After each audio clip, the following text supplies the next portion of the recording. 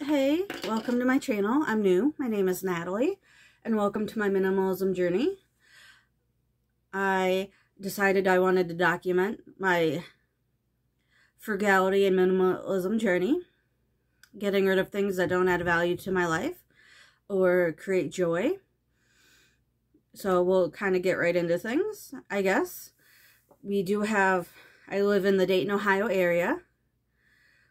I don't know if I mentioned it, but my name is Natalie. I did hear that the average American household has over 300,000 items in it, which I'd believe it some days. I feel like my boyfriend and I live with my boyfriend. I feel like we definitely have a lot of stuff. Yeah, so we kind of did that when we moved to this house. We ended up somehow doing let's just move everything and sort it out later thing. It's been like 5 years and everything's still in the basement. And then when I got sent home to work remotely for my job, it was still down here. About 2 years ago, I got sent home to work. Everyone can probably guess why I got sent home and started working remotely, so we won't get into that. But we'll go I guess get started on things I'm getting rid of. One thing is this Coke glass.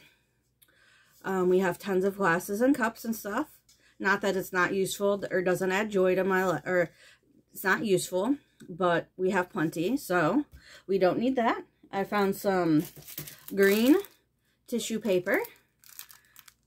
I don't know why. I don't really use tissue paper. What I end up doing is if I use like a gift bag and I also wrapped a few things, I take the scraps of paper that I cut from the wrapping something.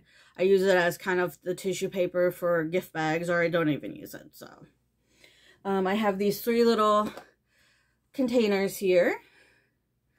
You can kind of see they're long and awkward.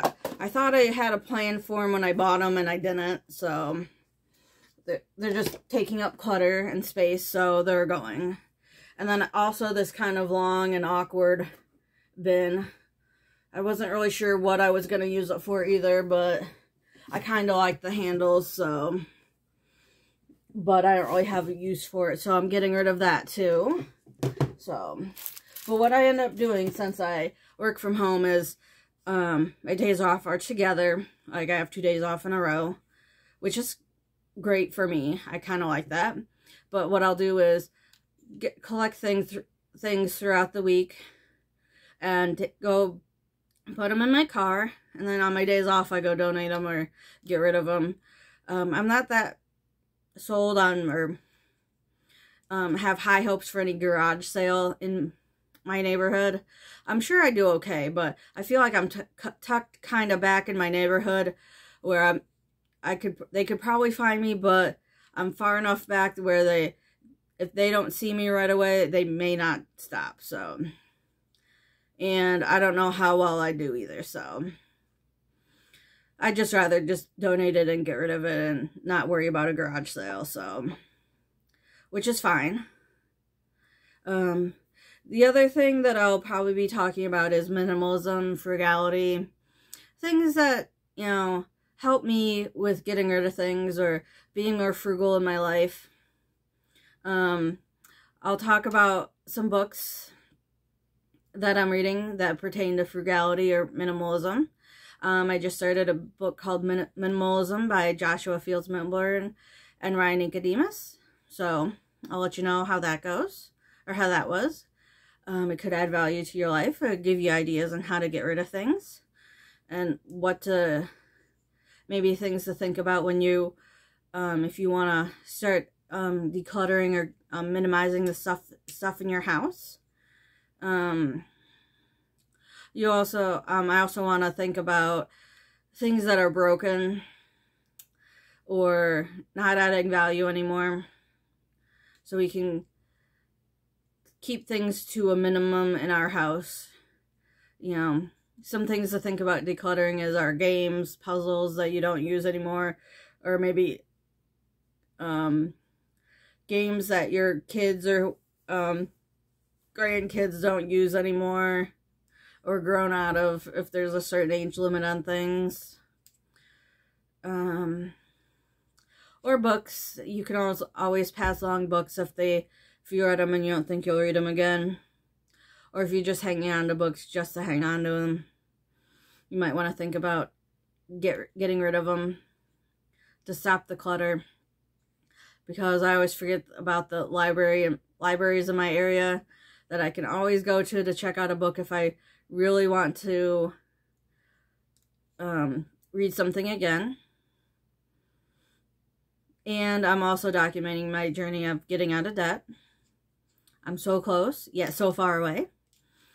But there's going to be a time when I get it all paid off. And it'll be so exciting.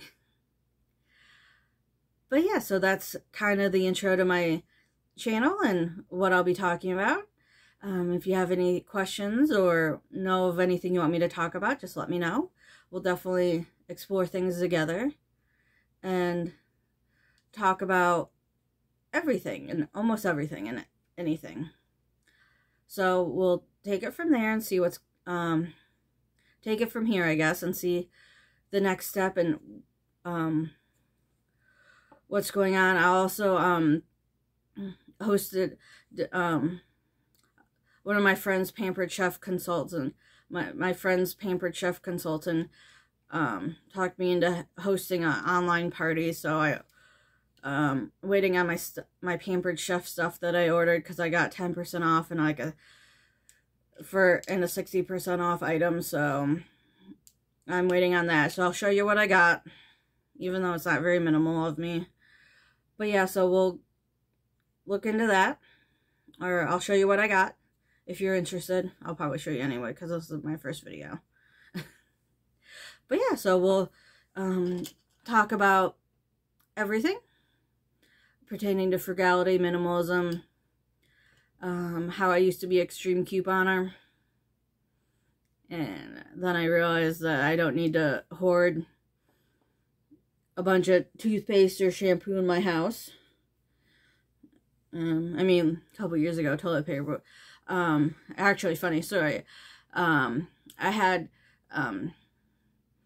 back when March of 2020 hit, around there, March, April, beginning of April, when we had that great toilet paper shortage, I had plenty of toilet paper where I didn't have to buy any toilet paper from March of 2020 until, I think I bought some right at the beginning of 2020, but okay, let's just say April of 2020, I didn't have to buy toilet paper until July, and I still didn't really need to buy any in July of 2020.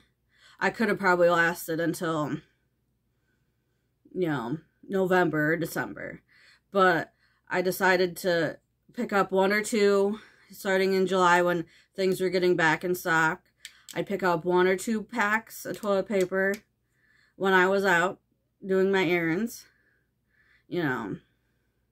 But I really didn't need to buy any in July, but I started picking up a few here or there. So that was, you know. So I guess my extreme couponing kind of helped me out. So I didn't have to dash panic to the toilet paper aisle and find none. So,